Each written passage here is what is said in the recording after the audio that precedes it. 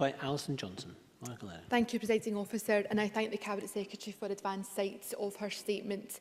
The thoughts of Scottish Labour remain with the families of those patients who have died. What has occurred is no reflection on the hard-working staff working in the hospitals affected by these infections, but it is clear that NHS Greater Glasgow and Clyde has suffered reputational damage. A culture of secrecy has clouded the Health Board's communication, and I think we all agree that has had an impact on public confidence. Staff and patients who did raise concerns about cleanliness, infection control, building maintenance, workforce pressures and more have felt their concerns weren't acted on, and that is bitterly disappointing. In the interest of transparency, can I ask the Cabinet Secretary to update Parliament on how many patients have been affected by the infections referred to in her statements or any other rare infections, including how many patients have died, how many have received treatment, and how many cases relating to hospital-associated infections have been referred to the Procurator Fiscal in the last 12 months? Cabinet Secretary.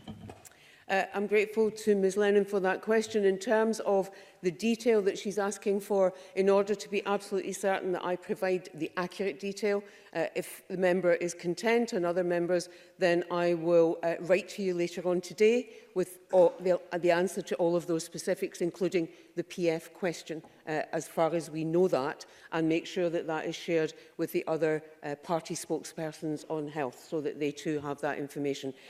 Ms Lennon knows that I have, in previous statements in this Parliament, recognised that our health board communications across NHS Scotland are at times not as good as I would want them to be.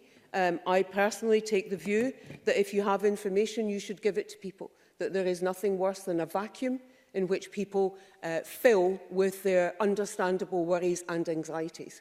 And that's not an approach that I want to see our health boards adopting. So we are working with them to ensure that communications are as transparent and detailed as it is possible for them to make, bearing in mind that they have an absolute duty in terms of the Caldecott Guardian and other responsibilities to not to release any information that could lead to an individual patient being identified.